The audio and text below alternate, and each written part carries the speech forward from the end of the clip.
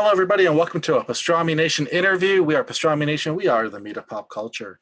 My name is Nolan Smith, and joining me today, we have Kevin Hoskinson. Hey, everybody. And Rebecca Benson. And we have a very special guest today. He is the author of the new title from Mad Cave, Villainous. Please welcome Stonie Williams. Ooh, Stonie. Hey, thank you for joining us, sir. We really appreciate it. Yeah. Hey, thanks for having me. Oh, no problem. Now, let's talk about, well, first, how did you get started in the comic book business? So for a few years, my best friend Aaron and I actually ran a podcast and blog reviewing comic books and comic book movies. We were, your two average white guys with opinions, doing 3-hour podcasts on how much we hated Man of Steel. And but we reviewed comic books, and even after our podcast went by the wayside because you get busy and whatnot, I was still reviewing comic books and still had comic book companies approach me about reviewing their books, especially indie comic books. And that's how I came across Mad Cave, and they contacted me and said, hey, we're about to announce this new title and we'd like to know if you guys like to review our books. And that's how I found out about them, and then the talent hunt. And it was something that I considered doing, that I clearly wanted to do. And I talked my wife's ear off about it until she said, this is something you want to do. Quit talking about it and just do it. And so I did. And a couple of weeks later, I got an email. So cool. So is Villainous your first comic? It is my first comic book. I've written a few scripts before, a couple for myself and one for another talent hunt for Top Cow. Obviously, I didn't win that one. But this was my first comic book, and I lucked out, not only winning at all, but getting to do a 5-issue arc that's going to be in stores and across the country. And this is my first one. Is there anything in particular that inspired you to write Villainous? So in the beginning, Mad Cave brought a couple of ideas that they had that they wanted to do, and I always think it's funny thinking about it, because looking into getting into comic books before, I've always heard, don't do superheroes. The market is cornered. You're not going to make the next Spider-Man. You're not going to make the next Superman. You'll never have your stuff on a lunchbox, right? Don't do superheroes. But when they approached me, they had 2 or 3 ideas, and the idea for a comic book genre book just really struck a chord with me. I mean, growing up in the late 80s and early 90s, superheroes were everywhere. They were a part of my entire life. My mom worked in a comic book store when I was young, and so really comic books and superheroes were just everywhere. And so I thought that Mad Cave presented a really unique opportunity to take the genre and do anything we wanted to with it, make any kind of twists, any kind of changes, to take a satirical look at the things that we don't always love about superheroes and celebrate the things that we do.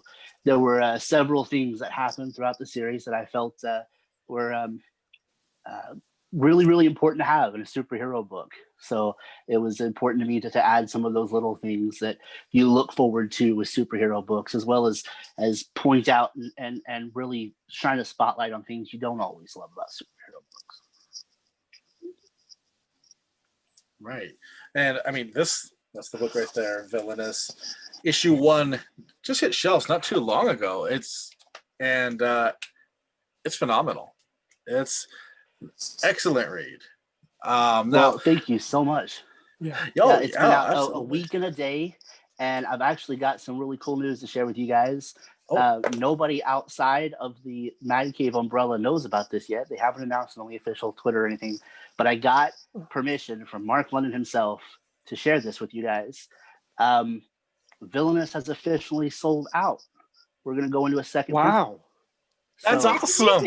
Nice. Congrats. I am over the moon. I can tell you, I have been so stressed out over how this book was going to be received and liked, and whether or not anybody was going to care, or even more important than everybody hating it, I was worried nobody's going to care, and it sold out. So that is ecstatic. Wow, that is an amazing feat. I mean, because first comic out that you're doing, and like you said, it's a superhero book. It's a book, superheroes can be an overcrowded playground, Mm-hmm.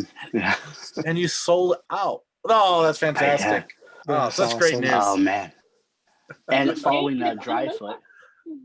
Yeah, right. Yeah, yeah. I'll have to talk to Threadless guys and see if we can get a lunchbox.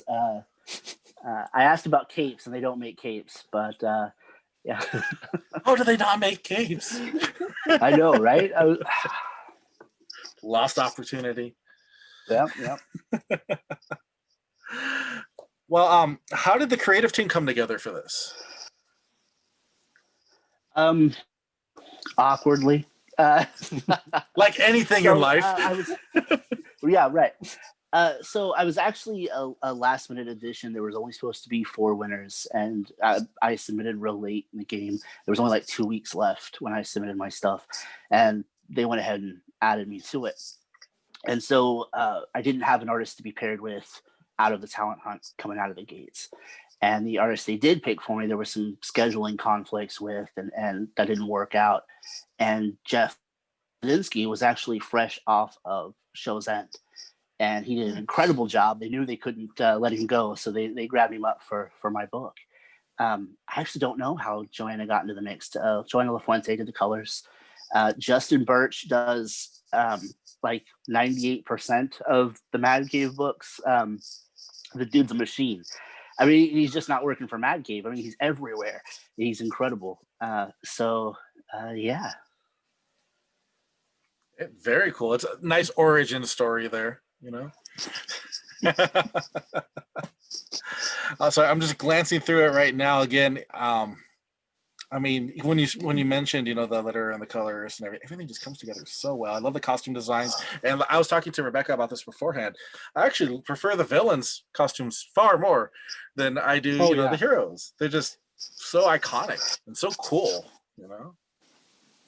Yeah, there were some things I wanted specific to some of the costumes, but Jeff really took any suggestions I had or any, sometimes I just let it go and was like, this would be a really cool place for you to really shine. And he did. He absolutely elevated this book with every panel he did, every design choice he made. I have actually got the last page of the last book as the background for my iPad because it's just that cool. Like, it is insane to me to see this and get so excited for it and go, did I write this? So yeah, I mean, Jeff's art is incredible, and it's one of those things. It's a book where his style is one where you could read it several times over and get something different out of it again and again and again. I had read it 2 or 3 times at one point, was reading through it again, and had to stop and go, wait, is he eating that guy in the background? He's eating that guy. So I mean, and then the characters, it was hilarious to talk to my kids about it in the first place. There's a shot of all the heroes together early on, and I had the script just reads, this would be a really cool place to showcase some other of the heroes, and that's all I said. I didn't make any suggestions, and so all of the background characters were all Jeff's idea. So my kids were reading it and going, wait, who is that? What is that person's story? I'm like, I have no idea. I didn't do that. But now my kids want spin-off of characters that I have no idea. We'll have to make something up because there's just some insanely cool designs in here. It's a good problem to have. Exactly, yeah. And it's funny that you should mention that because that's actually one of my favorite parts, because it's almost like those old radio shows, like when the announcer just booms and just nails all the characters, their descriptions, and you can just go way back. Absolutely, yeah. Clever way. I really like that.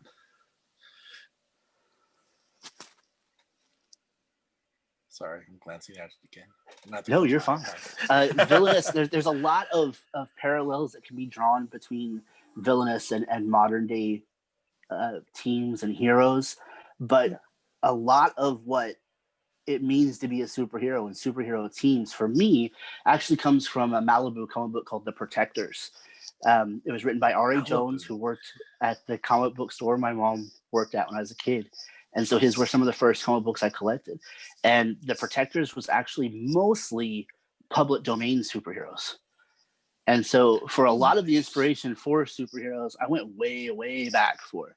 Okay. So while there are similarities, and the boys gets brought up a lot. You don't go far far left on the rated R's. So That's true. Yeah, that was one of the first questions I had for Mark when we started discussing this book was how many F-bombs am I allowed to use? That's he was like half. And you're like, yeah. you can just say, Right. Yeah. well, I mean, it's funny you bring up the boys because the thing that I felt the most like connection to from another property would have been the anime My Hero Academia, where very superhero centric, very sidekick centric, and it's a very good thing to be in the category of. But it's more of the lighter, positive note. And I gotta there's darkness in your book, but it's definitely not the boys kind of darkness. Right. Yeah. Unfortunately, it's very much in the public eye right now with that TV show, so that's what it gets compared to a lot. Right. But I can think of numerous other things that it's more similar to. Not Mark London, Jay Sandlin, who wrote Over the Ropes, Hellfire Quinn, and he's got the new book from the Maverick imprint going on. He said it was like The Boys meets The Incredibles. Which I kind of really dig that comparison. Yeah, like I dig that. So sure, I'll take it. There's definitely like that Disney Pixar flair in here, which is an amazing thing to have because you have such outstanding character designs and everything just feels so natural, and you gravitate towards our hero, who just got thrown to the wolves. Poor girl. Yeah. Well, humor was very important to me. As no matter how dark the book goes. Humor is very important, and I know he's problematic as hell, but Joss Whedon had a huge influence on anything creative that I've done. I mean, with Buffy and Angel, and as much drama and darkness as some of those things have, you still had that element of humor to everything, and that was really important to me to have for this. So it shines through, absolutely. Sorry, I'm gonna scroll through because I remember there's some really funny parts in here to where even though we're like something like serious, like someone's gonna get killed, and then the expression on her face is like, yeah, just expressions with Tilly just killed me. Like, and that's the one thing that comes up again and again and again is how much the people love her expressions, and there's just so much that can be done with the style that he's done with her, and you've got that naive and look and puppy dog eyes, and when she's exasperated, you feel it, and I can't wait for everybody to see more of this book and more of Tilly. We absolutely can't wait. Can't wait to see like more of everything that has to do with this property. It's just so much fun. So many great designs in here. Yeah. Sorry, and it's great too because we can also have Tilly for ourselves. Of course. Can you tell us a little bit more about Threadless and where we can find more Tilly? Oh, the Threadless, right. So there's a Threadless store for Mad Cave, and they just released a Villainous collection. You get T-shirts, face masks, shoes, pillows, phone cases, notebooks, and they've got so many awesome designs stolen straight from the pages and Jeff's artwork. But then they've got some original stuff. Like that one, right? Yeah, these cutesy anime chibi versions of Tilly. They're incredible, and I love every single one of them. Yeah. I love the original designs on here because we see a lot of comic publishers when they say like we have apparel. The apparel is just the cover. Right. Oh yeah. Or the logo. Yeah, and the cover is great, and so is the logo. The logo's an art form in itself, but I mean, oh yeah. If I can rock that, I'm gonna rock that. Yeah. So I mean, how can people find this Threadless store to pick up their merch? The link itself. Let me read it off because I can never remember it. It's in my bookmarks folder is what it is. Threadless shop. Threadless /shop/ at Mad Cave Studios.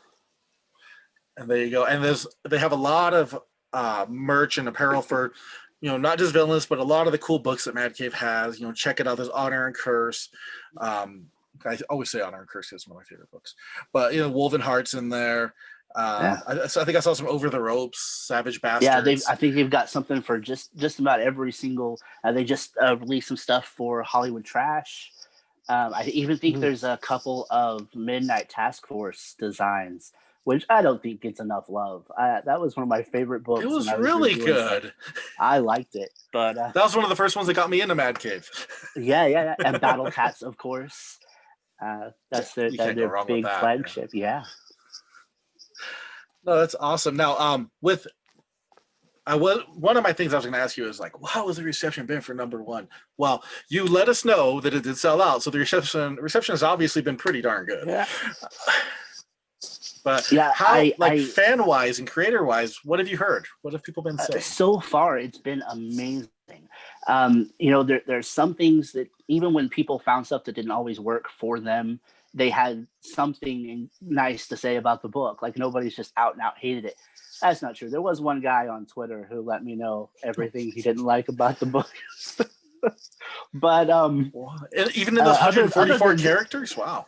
It was several tweets. There we go. So, but nice feedback, stuff to work on, right? But other than that, it's been incredible. I mean, we haven't gotten a bad review. I haven't had. I've had people tweet at me just almost every day since it's come out, telling me how much they love the book, and I couldn't be more grateful to the people that read it, for people like you guys that review it, to Mad Cave. Like it's been such an incredible experience, and I feel so lucky to be a part of all of this and to be a part of this amazing creative team. Like I lucked out with these guys so much. I mean, Justin Birch is a phenomenal letterer, and Joanna's colors just really make it pop, and Jeff makes me look good. That's oh, that's awesome. Well, another great aspect too is Villainous really has a broad audience. Your younger readers can read it because it is okay. There aren't, there's nothing questionable. It's not the boys. Yeah.